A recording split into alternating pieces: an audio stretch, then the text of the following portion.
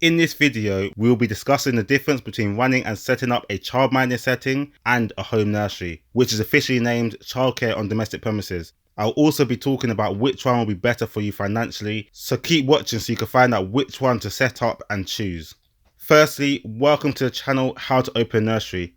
Throughout this channel, you'll find lots of different advice to help support you in your dream of owning your own nursery. From how to create a business plan to find out how much it costs to open a nursery. You can learn lots throughout the channel to help make your dream a success. Just make sure you subscribe. I intend to make more videos to help you to understand how to open your own nursery. So click that subscribe button now and we'll get straight into the video. If you want to look after children professionally, there are various different ways or types you can set up as. From being an au pair to a nanny to a nursery in its own building. However, setting up a childminder or run the nursery from your home are the ones that share the most similarities, but also have very different rules. In this video, we'll go through some things they share in common and some of their differences. The actual Ofsted registration document isn't the clearest in its definition of both, so I'll try to speak to some Ofsted inspectors for clarification on certain things, and I hope it will give you a better understanding. I do want to say that everything I've mentioned is to the best of my knowledge having discussed with Ofsted, though it is always best to get your own advice before taking any decisions. This is partly because from experience Ofsted can give different advice to different people, though if you have it specifically written from Ofsted what they have told you, they can't really go against it. Though this video should help you to get a better understanding of the differences, as reading through the ambiguous Ofsted document can be very confusing. As a parent, there are many different types of childcare which you can send your child to, and as a provider, which one you choose will determine how and whether you need to register with Ofsted or other regulatory bodies. I will quickly explain the other types of childcare providers outside of childminding and childcare on domestic, which you can register as, before going on to explain the difference between those two. This is just to clear up any confusion between the different types of childcare, and so you know which one you need to be registering as. We'll start off with babysitting. Babysitting is essentially unregulated. You don't need to register with Ofsted or anything like that. Babysitters usually work a few hours per day and will not have a consistent number of families. You are considered a babysitter if you look after children at your home or the child's home between 6 PM and 2 AM, or you only look after children for up to 2 to 3 hours per day, depending on your relationship to the parent. There is not a maximum stated number of children you can look after, as I mentioned, it is unregulated, so there are essentially no rules. There are no insurance expectations. It is just an agreement between you and the parent or parents, and you don't need any formal qualifications. Though naturally, you cannot get any government funding to look after the children. The second type of childcare that you can set up as is a nanny. Nannies look after children in the child's home and can work any hours. There's still no obligation for nannies to be Ofsted registered, though nannies can register voluntarily. The reason why they may want to do this is because it enables parents to pay with the support of the government, as they can get help with childcare costs. Nannies can look after children from up to 2 different families. If more than 2 families use their care at the same time, they will no longer be classed as nanny and will need to register differently.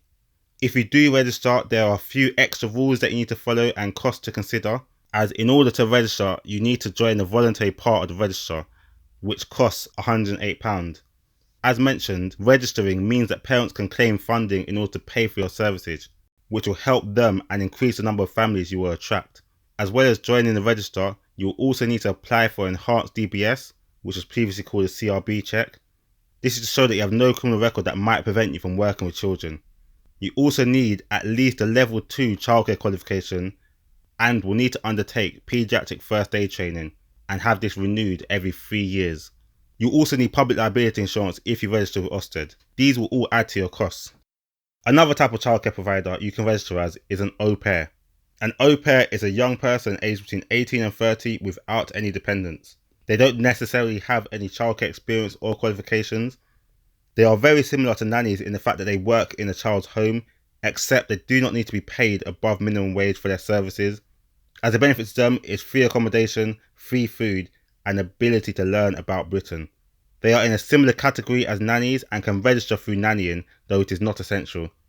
The final option that can be registered, other than childminding and childcare on domestic premises, is a day nursery, which is also known as childcare on non-domestic premises. This is where you provide childcare in a premises which isn't yours or the child's home, and is usually in a commercial premises. though it also includes nurseries that are run purely outside and also ones that are run via a movable setting, like a play bus. There are other things you can register as, like after school clubs and creches, but these are the main types of childcare that you can register as, which should help with your understanding of the different types of childcare. We can now go on to the differences between childminding and running a nursery from home, which we will refer to as childcare on domestic premises. Please note that this is just for England. Scotland, Wales and Northern Ireland do not benefit from the separate category of childcare on domestic premises, and any childcare that is within the home is classed as childminding, which follows childminding rules. This does make things simpler in terms of registering, but there are some benefits of running a childcare on domestic premises which we will discuss in this video. This topic is a section on the full course which details how to open a nursery in your home, which I'll discuss a little bit more about at the end of the video. But firstly, to the similarities and differences. Both types of childcare are registered by Ofsted. Childminders have two options in terms of registering. You can register directly with Ofsted, meaning you will liaise with them and they will come and inspect you at the same time periods as nurseries, which at the moment is every 3 to 6 years depending on your grading. You can also register with a childminding agency. They work as the middleman between Ofsted and you and your business.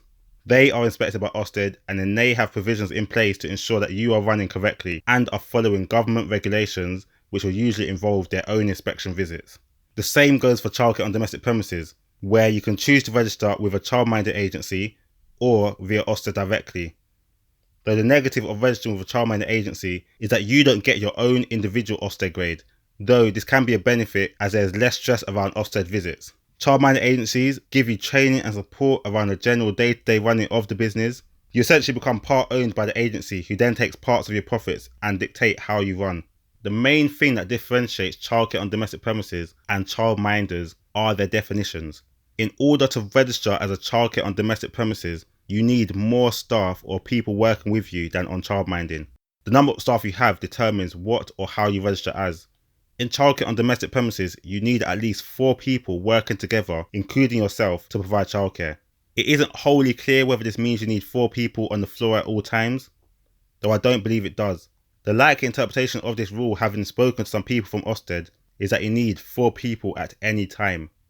So if on one day you have 4 members of staff in, you will need to register as a childcare on domestic premises and not a childminding agency. So if you intend to have 3 other people working with you, you can register as a childcare on domestic premises. Naturally, that means for childminding, you have up to 2 members of staff working with you. In terms of registering, the costs are different too. It costs £220 to register as a childcare on domestic premises, which is paid again each year that you remain registered, whereas it costs £35 to register as a childminder, which is also paid yearly.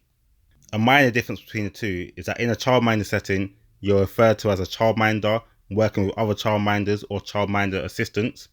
Childminder assistants do not need any qualifications, though they can only be left alone with children for up to 2 hours, and you need written consent for parents to do so. If you want to be able to leave them for longer periods, then they would need to also register as childminders themselves. On childcare on domestic premises, the titles vary much more significantly. You can have the same titles as a childminder, though generally the titles are changed and you follow the titles used within a nursery, including using a similar hierarchy. So you will have a nursery manager, a deputy manager, you have nursery practitioners, as well as nursery assistants and apprentices. This also affects the qualifications that you need. In order to run a childminder setting, there are no formal qualifications that you need to get. There are level 3 childcare qualifications, as well as home-based childcare qualifications that do enable you to run a childminding setting. However, these are not essential. In order to run a childminding setting, you can simply contact your local council who will provide you with training in order to do so. As already mentioned, the other members of staff do not need any qualification or training, though they cannot be left more than 2 hours per day if they do not have this. However, with childcare on domestic premises, you need to have a relevant level 3 childcare qualification. This is usually through a training company or a college. I give information on the course to show you how to get a qualification and how to ensure your qualification is full and relevant. Though with childcare on domestic premises, if you're already registered as a childminder and are looking to change your childcare on domestic premises, you will not need to get any further training. This is just for if you're starting off as a childcare on domestic premises setting. For both childminding and childcare on domestic premises, you will also need an Ofsted recognised paediatric first aid qualification. This qualification must be taken over 12 hours with at least 6 hours in front of an instructor. You will also need to have undertaken a DBS check for yourself and everyone in your household, and you will need to complete a health declaration form for yourself. I touched on this a little bit already, but your qualification ratio also differs. In a childcare on domestic premises setting, you need at least 50% of your staff to hold a relevant qualification. In childminding, you only need yourself to be trained or qualified, which you can get the training from your local council. Your assistants do not need a qualification, though they can only be left for up to 2 hours. This does give a slight benefit to childcare on domestic premises, as it is much easier for you to leave the nursery as you don't need to be there all the time. But if you have other full-time childminders and not assistants, you can balance this a little bit. Moving on to the curriculum and what you teach your children, both types remain essentially the same. There is still an expectation of both to follow the EYFS. This is an area where the perception of childminding is unfairly viewed by a lot of parents. This is because they don't realise that children at a childminding setting will get and follow the same curriculum as a nursery. They both follow the EYFS, and because of this, there is no reason why they wouldn't receive the same level of education. It may be difficult to change some parents' perceptions, as some will always see childminders as likened to babysitters, which is unfair, as childminders are qualified and have the same knowledge. Though registering as a nursery in your home can help to change that perception.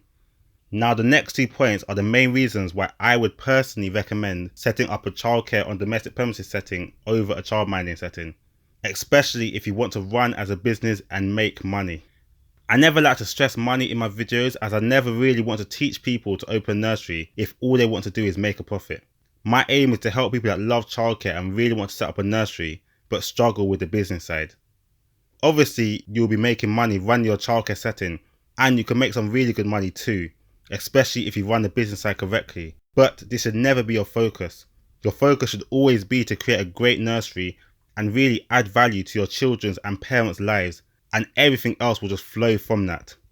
But that being said, the ratios in childminding do make it very difficult to make a comfortable living.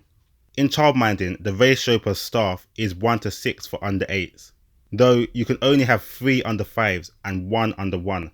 And as most children 4 and over will be at school, it is unlikely you'll be getting many, if any, children this age. This means in reality your ratio as a childminder is only 1:3, which includes your own children. So if you do have any children under 5 with you, it further decreases your ratio. Whereas the ratio for childcare on domestic premises is 1:8 for 3-year-olds, 1:4 for 2 to 3-year-olds, and 1:3 for under 1s. So to put this simply, not including your costs, which would be roughly the same for both, if you charge £1,000 a month for 3-year-olds, your potential income from that per member of staff is £3,000 in a childminding setting. Whereas you can earn over double this, earning £8,000 per month in a childcare on domestic premises setting, using the same staff member, which is a massive difference. So although it can be a little bit more difficult to set up, once you are set up, which I do help with, and I will tell you more about this at the end, you can earn a lot more. There is also a difference in the maximum amount of children you can have. Now, I'm not sure of any rules regarding the size of the building you can have for a childminder, and I'm not sure if they follow the same rules as a nursery. I believe they do, but I would love it if one of you who do run a childminding setting could confirm this in the comments. But either way, the maximum amount of children you can realistically have in a childminding setting is 9, which is with 2 other people working with you. Though in a childcare on domestic premises setting, there is no actual maximum. It is all dependent on the size of your building. As long as you follow the Ofsted building size regulations, which you can see on the screen, then you can have as many children as you can hold. This again increases your earning potential and the number of children you can care for. Not many people know about childcare on domestic premises, and people generally just stick to childminding when they want to look after children in their home. So which one you choose really depends on your aspirations and the space requirements you have. In terms of business wise and how much money you can make, you should already see that childcare on domestic premises is much better. This is because the ratio requirements allow you to look after more children and ultimately make more. Though if you only have space for 3 3-year-olds, this wouldn't affect you. So you have to think about whether you have space for more children. Measure the room or rooms that you want to use for your nursery, and if you have space for more than 9 children, then I would recommend childcare on domestic premises. If not, you might be better sticking with childminding. I started my nursery for my home enrolled for just 10 children. So even if you are small, it's a good place to start. As they are both very similar on how they run, if you do have space, it's better financially to register as childcare on domestic premises. It does also make it easier if you want to expand and move to your own dedicated building, as if you are already a childcare on domestic premises provider, the new building can be under the same registration. Though running a childcare on domestic premises setting is a little more difficult and comes with more responsibility. You will need to hire more staff, market better to increase the number of children, and as you may be there less, have procedures in place so that it can run without you. So consider these things if you want to make the change. Though if you do think childcare on domestic premises is for you, and you want to delve deeper into the process of opening a nursery from your home, you may be a childminder now and are thinking of converting to a childcare on domestic premises, either because you are growing and have greater demand, or you want the extra freedom of not having to be there. Then I have a course that is perfect for you. It teaches you everything you need to know in order to open a nursery from your home. All you have to do is follow the step-by-step instructions on the course, edit the pre-made documents, and by the end of the course, you will have opened your very own nursery in your home. So if you want to take the complication and stress out of setting up your nursery, then enroll on the course which you can find in the description. It's a new course, so it's already discounted, but you can find an additional discount code in the description, which you simply insert at checkout. Before you go though, there is another video on the screen which will give you more information about opening your own nursery. Click it to learn more. But don't forget to like and subscribe, and if you have any questions or comments, do not hesitate to leave them in the comment section below. I would love to hear from you. I do hope you enjoyed the video, and as usual, I wish you all the best on your journey and dream of opening your own nursery, and I look forward to supporting you on the course and in future videos. God bless.